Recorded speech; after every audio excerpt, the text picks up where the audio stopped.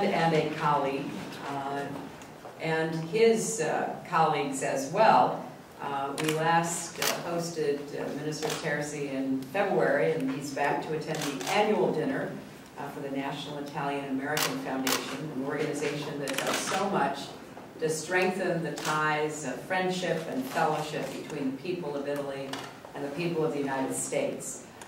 We also took this opportunity to continue an ongoing, never-ending conversation about all of the issues we are working on together, and of course our very strong commitment to making a difference in the world and beyond. And on that point, let me congratulate the European Union on its Nobel Peace Prize. Certainly, it's quite remarkable to see how unified and peaceful Europe is in the 21st century, and that did not happen by coincidence. It happened because of the very hard work and dedication of leaders and citizens across Europe. So for us, it's a great validation as well. Italy is such a close friend and ally, a critical partner on countless international issues, and we look to Italy to lead on many of those issues. On the conflict in Syria, Italy has been with us every step of the way. In September, the foreign minister hosted Syrian opposition groups in Rome to discuss human rights and a peaceful end to the conflict there. We're working together to strengthen sanctions and the violence inflicted by the Assad regime and encourage a peaceful democratic transition. We've also worked together during the course of the last year with the Monti government on economic reforms in Italy and elsewhere. We really are encouraged by the leadership shown by the Monti government and Italy's progress. Our close ties in investment and business really demonstrate that we are in this together, and we will grow together. And as Italy tackles bureaucratic and regulatory barriers to create more growth and opportunity for the Italian people, they will have a partner in the United States. So again, I thank you, Minister, for your work and for the great leadership you personally have shown, and that the government of Italy is demonstrating day in and day out, and we look forward to continuing our close consultations. Thank you very much, Madam Secretary, dear Hillary. Let me say how pleased and honored I am to be received here at the Department of State, and to have been able to have important exchanges on main subjects in the international agenda. But let me say really how pleased I am that you mentioned the fact that another meeting that tomorrow night is with the most important association of the Italian-American organizations, because it brings me immediately to the point that the importance of culture in foreign policy for my country. We believe in my government, and I am a strong believer of the principle that culture is really a fundamental backbone of Italian foreign policy, probably foreign policy for every country, especially with Italy. This is particularly true, and that is why I have the opportunity of mentioning during our meeting the program that we have put together for celebrating 2013, to have next year dedicated to the promotion of the Italian culture in the United States. So to name 2013 as the year of Italian culture in the United States. And then in that sense, I will be very glad to see and to explain the program also tomorrow night. But also the reference you made to the decision of the Nobel Prize Committee to bestow on the European Union the Peace Prize is extremely important, because it gives the evidence of a strong sensibility that the US government and yourself, in particular, Hillary, give to the role of the European Union in world affairs. And the fundamental value for the European Union of speaking with a single voice in very difficult situations that are around us, but speaking a single voice gives importance and substance to the Euro-Atlantic values and objectives, which are objectives of peace, social and economic development, and understanding among people. So this is the sense that we attribute also to this recognition of the European Union, and I think it is deeply shared with our American friends. The discussion we had on Libya, Mali, Syria have been very important. Our objectives are very much coincident. We are working for a quick stabilization and also improvement of the political institutions in Libya. We have, I think, agreed on the importance of the election of last July 7th and the political process which is developing, which hopefully will lead to a government in the next few days, which will be supported by the Libyan people and the Libyan society. As a close partner of Libya, the Italian government will continue to do its utmost to assist and contribute to the institutional consolidation and to the economic development of the country. And the same goes for Syria, a major crisis which is so worrisome from humanitarian point of view, but also for the instability which is bringing in a region which is already full of tensions for many different reasons, but which needs to be addressed in political terms. And that's why working together with the different opposition groups and different opposition personalities is so important to create really another option, another future for a country that we want to be seen peaceful and stable and respectful of human rights and of minorities. And also our exchange with Iran is important, and the expectation that the Iranian leadership will finally decide to come back to the negotiating table in order to address specifically the concern that the international community and especially the UN Security Council has so many times raised without clear and definite answers from Tehran. Thank you, Virginia. Thank you very much. We'll take one from each side today. We'll start with CNN. Jill Doran, please. Thank you very much.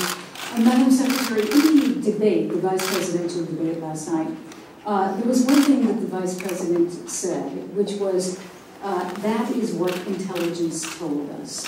And there's just one issue that seems so very basic that I'm finding it difficult to understand why it's not clear, and that is whether or not there actually was a demonstration that night.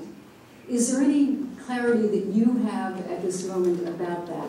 And then also, could you tell us a little bit about what you were doing when that attack actually happened? I know Charlene Lamb, who's a State Department official, was mentioning that she back here in Washington was monitoring electronically from that post what was happening in real time. Could you tell us what you were doing? Were you watching? Were you talking with the President? Any details about that, please?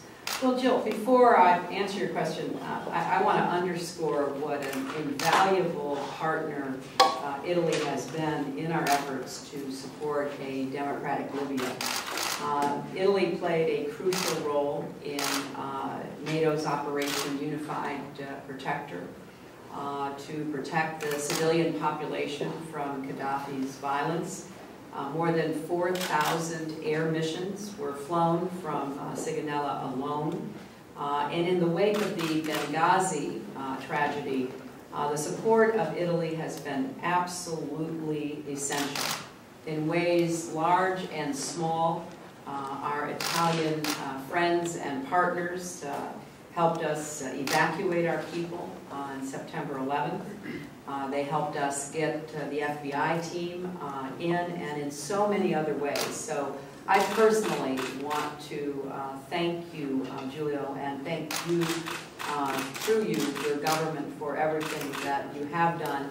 And as you said, we will continue to work together to try to stabilize Libya and give the Libyan people the kind of future that they have so clearly stated they want.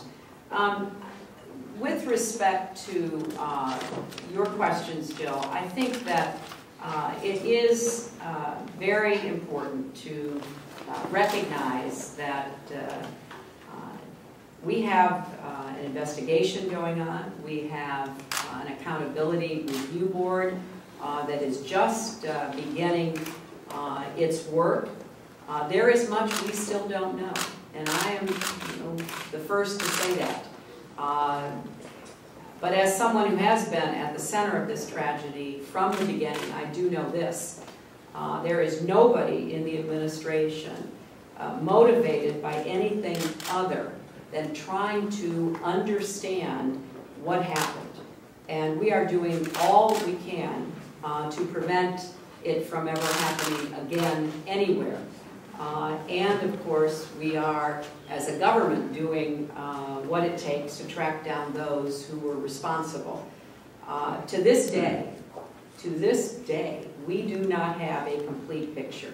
We do not have all the answers. No one in this administration has ever claimed otherwise. Every one of us has made clear that we are providing the best information we have at that time, and that information continues to be updated. It also continues to be put into context and more deeply understood through the process we are engaged in. Ambassador Rice had the same information from the intelligence community as every other senior official did.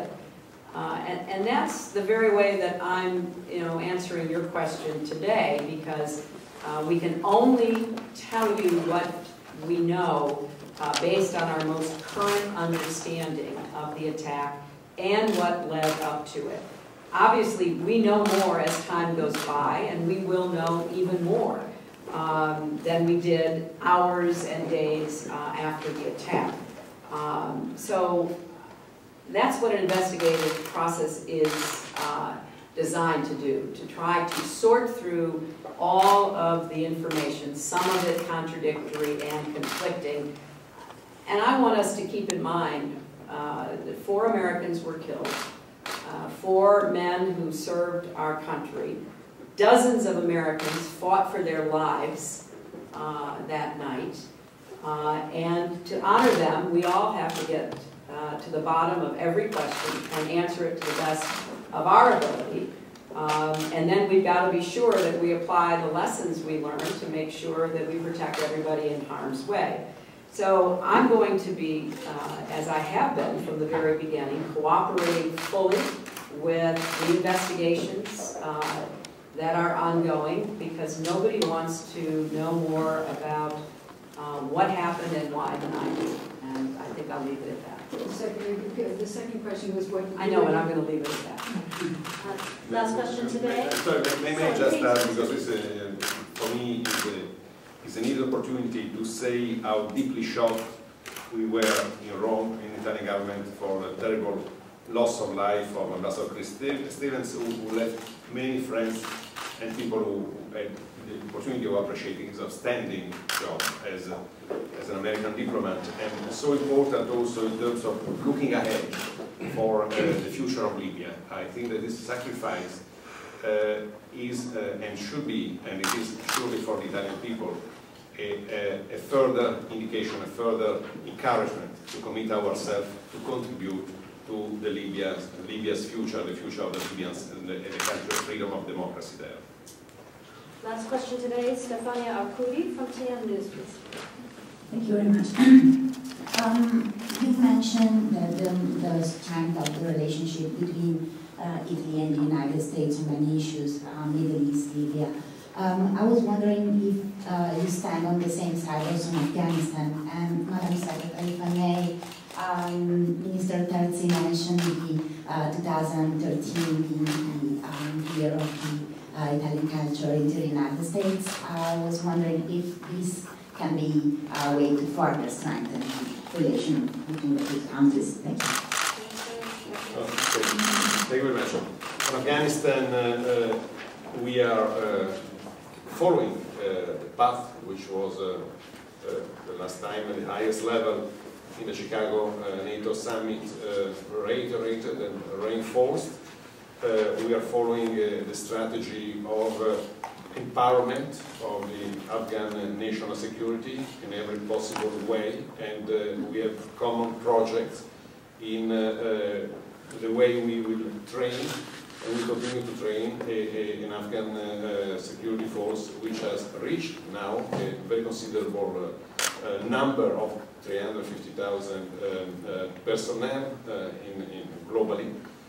So we are on schedule. The indication that we have in the field are promising. There are still many problems that we are confronting, but we are confident that the agenda that we have established among the ISAF countries, and when we talk about ISAF countries, it's very important to remind that the other day at a meeting, the Ministerial Defense meeting 3 days ago, there were 50 countries around the table. That shows and that proves that the commitment of the international community at large is very strong, solid, and there is a unique agenda for everybody. Afghanistan must go ahead. Over the last 10 years there have been incredible success stories in terms of education, in terms of participation of women, children, and development of the country. So we have to continue and to be positive about the future of the country. We are working exactly in the same direction with the United States. And, you know, I want to start by expressing great appreciation for the sacrifices that Italian soldiers and their families have made in support of our mission in Afghanistan. Italy is the 4th largest contributor to ISAF, the International Security Assistance Force, and leads the ISAF mission in Regional Command West. They've also, as you know, when Prime Minister Monti and President Karzai met, signed a strategic partnership agreement, and Italy has been very generous in committing to help sustain the Afghan National Security Forces after 2014. So, as the Minister said, we are working together. We are committed to the roadmap set forth first in Lisbon and then in Chicago, and we are very grateful for Italy's contributions and leadership. As to your second question, we are very excited that December marks the beginning of the year of Italian culture. I thought every year was a year of Italian culture in the United States. Certainly many of us enjoy it and hope for more.